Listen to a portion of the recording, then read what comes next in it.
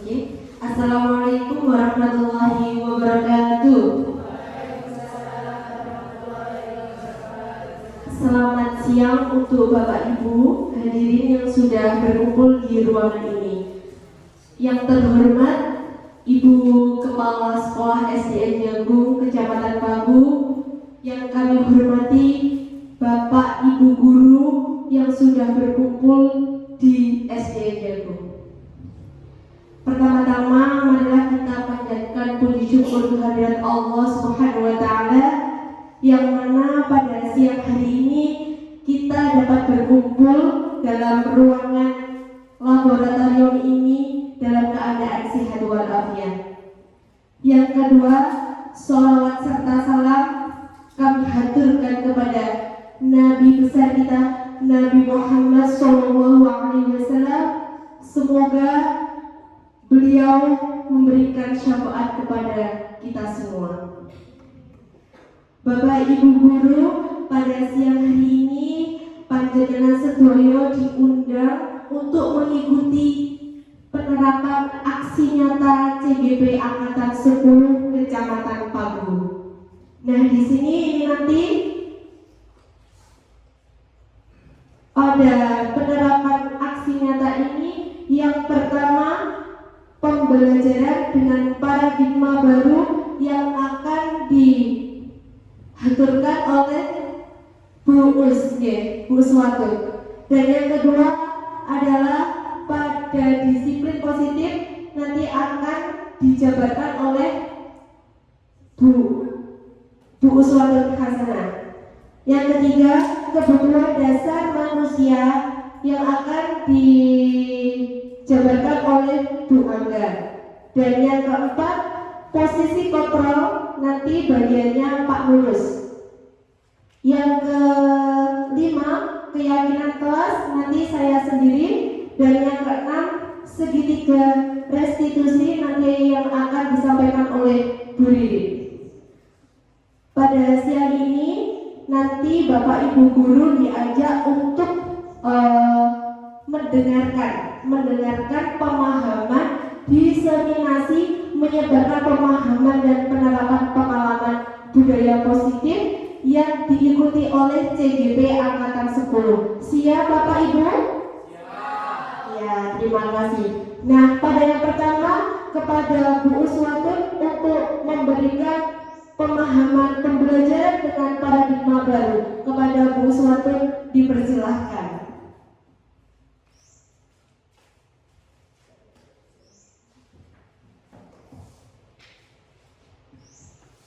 Assalamualaikum warahmatullahi wabarakatuh. Kok lumes Bu? Mana semangatmu? Ini semangatku. Ya bener do elek guyon saiki masa tumpekan kali ya Allah. Nganggo barang kuwi. Nggih, khotimah ikut bendera mawon. Saya di sini berdiri di sini bukan untuk menggurui jenengan. Jenengan sudah, saya yakin jenengan sudah mengerti paham tentang budaya positif. Kita sharing saja ya Bu ya. Ini belajar bareng jadi nanti kalau ada atau keterangan saya yang kurang pas, mohon saya diingatkan gitu. Untuk yang pertama di modul dalam pendidikan guru penggerak di modul 1.4 itu budaya positif. Nah itu yang pertama yaitu pembelajaran dengan paradigma baru. Next.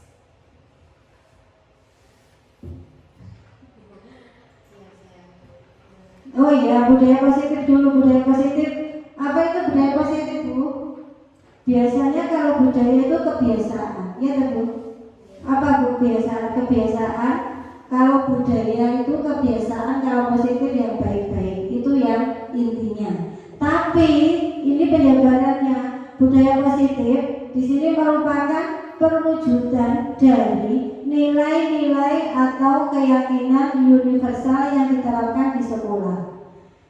Di sini jadi wujud dari budaya positif nilai-nilai yang baik dan diwujudkan di sekolah. Budaya positif mendorong murid untuk mampu berpikir, bertindak, dan mencipta sebagai proses memerdekakan dirinya, sehingga murid mampu mandiri dan bertanggung jawab. Budaya positif dapat merubah sikap anak untuk bertindak lebih baik dan bertanggung jawab. Dalam konsep ini, budaya positif terdiri dari beberapa bagian yang seperti sudah dijelaskan sama Bu Dila tadi, yaitu yang pertama perubahan atau pembelajaran dengan paradigma baru, dan yang kedua disiplin positif, yang ketiga kebutuhan dasar manusia, yang keempat motivasi perilaku manusia, yang kelima posisi kontrol guru, yang keenam keyakinan kelas, yang ketujuh segitiga restitusi. Saya baru dengar segitiga restitusi jadi pendidikan guru bergerak ilmu, sebelumnya apa ya? Nggak tahu ya. Terus saya terjun di ikut guru pendidikan guru bergerak, oh jadi ini. Sebenarnya sudah menerapkan, tapi nggak tahu namanya segitiga restitusi. Kan setiap anak kalau melakukan kesalahan mesti ditanya, kenapa melakukan? Terus bagaimana solusinya itu mesti, tapi nggak tahu namanya. Next.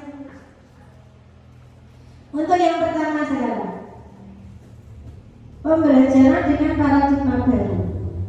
Pembelajaran dengan paradigma baru merupakan pembelajaran yang dirancang berdasarkan prinsip pembelajaran berdiferensiasi, sehingga para peserta didik belajar sesuai kebutuhannya berdasarkan tahap perkembangannya sesuai teori psikologi modern untuk mewujudkan profil pelajar Pancasila. Nah di sini pembelajaran saya tahu itu ya, pembelajaran di kelas itu bersifat klasikal dan banyak karakter anak yang berbeda-beda. Nah itu kita samaratakan, jadi tidak ada kesenjangan. Lalu itu untuk apa kok disamaratakan? Untuk mewujudkan profil pelajar Pancasila. Profil pelajar Pancasila itu ada apa saja, Bu? Yang pertama, 6 dimensi. Iya, 6 dimensi. Yang pertama, beriman dan bertakwa. Yang kedua, bernalar kritis. Yang ketiga, berkebinekaan global. Yang keempat, mandiri. Kreatif, betul. Dan diantaranya itu. Jadi untuk paradigma baru itu anak-anak harus disamaratakan, jangan dibedakan untuk mencapai untuk mewujudkan profil pelajar Pancasila. Lanjut Pak Anus. Yang kedua, disiplin positif. Disiplin positif di sini apa Bu pengertian disiplin positif? Pembiasaan yang baik. Disiplin itu pasti tepat waktu, tepat dengan waktu yang ada. Misal mengumpulkan tugas hari ini, nah itu tepat hari ini. Seperti kita bicara pada waktu Dudet harus kumpulkan. Saya pernah pengalaman saya pada waktu jurnal refleksi yang pertama itu nggak tahu. Nah ternyata di WA sama Bu Mikel langsung mulai dibaca, langsung ngedep laptop, buka laptop jam berapa? Jam 11 malam Bu. Keadaan puasa, wis mari jam 12 numpuk. Ternyata bagaimana Bu? Telat, saya di apa Mas Bu? Santai Bu, santai pripun, kelewat ya Pak. Akhirnya bagaimana? Ya saya kumpulkan, entah nilainya seperti apa, pokoknya saya kumpulkan. Itu termasuk bukan disiplin Bu, karena saya tidak tahu pada waktu itu. Nah, setelah saya mempelajari yang modul 1.4, ternyata di sini juga ada disiplin positif. Nah, disiplin positif dengan pengertiannya pembiasaan hal yang baik, mencakup sikap atau perilaku maupun tutur kata oleh seluruh warga di sekolah, terutama bagi murid agar dapat berkembang menjadi pribadi yang kritis, mandiri dan bertanggung jawab. Ini ada kaitannya dengan profil pelajar Pancasila tadi, yaitu ada mandiri, kritis, bertanggung jawab, semua sudah mencakup ini. Terus sebagai pendidik, tujuan kita adalah menciptakan peserta didik yang memiliki disiplin diri sehingga mereka berperilaku mengacu kepada nilai-nilai kebajikan universal dan memiliki motivasi dalam diri menuju perubahan perilaku ke arah yang lebih baik. Dalam disiplin positif ini, anak harus memiliki dari dirinya, Bu. Jadi dari dirinya, bukan dari orang lain. Misal begini, saya mematuhi peraturan, tapi nanti kalau tidak mematuhi saya dihukum. Nah, itu jadi ekstrinsik.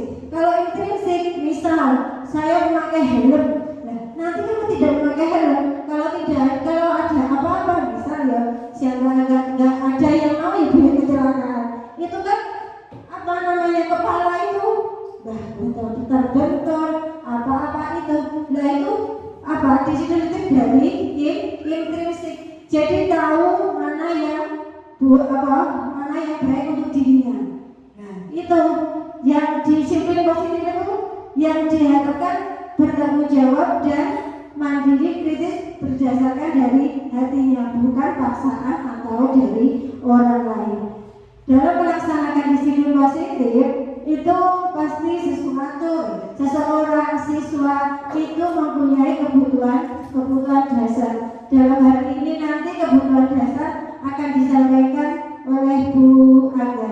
Waktu dan tempat kami hadirkan kepada menjadi selaku moderator. Dari saya akhiri. Assalamualaikum warahmatullahi wabarakatuh.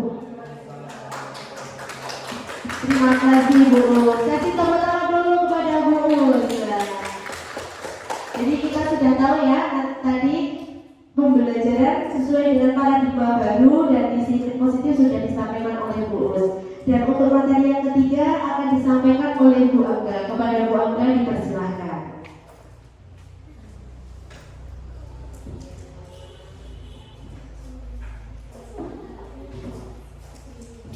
Selamat siang Bapak Ibu, Bapak satu. Hari ini saya beserta teman-teman mau belajar bersama tentang penerapan budaya positif. Yang ketiga yaitu kebutuhan dasar manusia. Sebenarnya apa kebutuhan dasar manusia? Kebutuhan dasar manusia itu bukan beras. Gak terima itu Bu, tapi ada beberapa macam. Nah, sebelum kita beranjak, kebutuhan dasar manusia itu merupakan suatu yang kita lakukan untuk mendapatkan apa yang kita inginkan. Nah, kebutuhan manusia itu didapat kalau kita berusaha. Terus yang seluruh tindakan yang kita lakukan memiliki tujuan. Tujuannya apa Bu? Setiap orang saya yakin untuk memenuhi kebutuhan itu memiliki tujuan. Tujuan apa? Untuk menyejahterakan diri dan keluarga. Betul Pak Mus? Terus semua usaha terbaik yang kita lakukan agar kebutuhan dasar kita terpenuhi dengan baik. Usaha-usaha yang kita lakukan, saya yakin jenengan melakukan yang terbaik untuk memenuhi kebutuhan di dalam keluarga. Nah, lanjutnya Pak Mus. Yang ketiga, yang selanjutnya adalah kebutuhan dasar manusia itu ada 5 ternyata selain beras tadi Bu. Yang pertama bertahan hidup. Nah, beras itu termasuk kebutuhan yang pertama ini, yaitu bertahan hidup. Yang pertama adalah makanan, pakaian, tempat tinggal, keamanan dan kesehatan. Nah, dari beberapa paparan itu merupakan kebutuhan dasar manusia di dalam bertahan hidup. Yang kedua adalah kasih sayang dan rasa diterima. Rasa diterima, dipedulikan, berbagi, kerjasama, dan menjadi bagian dalam kelompok. Nah, ini lebih yang kita harus jaga di dalam lingkungan, entah itu di rumah, di sekolah, ataupun di masyarakat. Itu kasih sayang dan rasa diterima. Kalau kita tidak diterima, bayangkan sakit ibu. Yang pertama rasa diterima, seperti anak-anak. Oh pagi datang, Bu, salaman ya, terus dia bercerita. Nah itu kita mendengar ceritanya loh, dia merasa diterima di sekolahku. Saya diperlakukan baik oleh bapak ibu guru. Jujur bocah ibu saya ini, wes wah guru repot. Nah itu merupakan apa rasa yang menyakitkan anak ya. Dia termasuk tidak dipedulikan atau tidak diterima di dalam sekolah. Terus yang kedua dipedulikan seperti ngapu sampai kok gak pakai sepatu, kok gak pakai kaos kaki. Nah itu merupakan rasa kepedulian kepada anak-anak Bu. Nah itulah yang membuat anak-anak senang nanti ketika masuk ke dalam sekolah atau kelas, sehingga anak-anak nyaman bersama kita. Yang ketiga adalah berbagi, entah itu berbagi dalam positif, yang berbagi ilmu atau berbagi apapun, itu adalah mengajarkan kepada anak-anak untuk saling berbagi. Yang keempat kerjasama. Nah kerjasama di dalam organisasi atau kelas tentunya sangatlah perlu kerjasama. Tanpa kerjasama tidak akan berjalan. Dan menjadi bagian dari kelompok.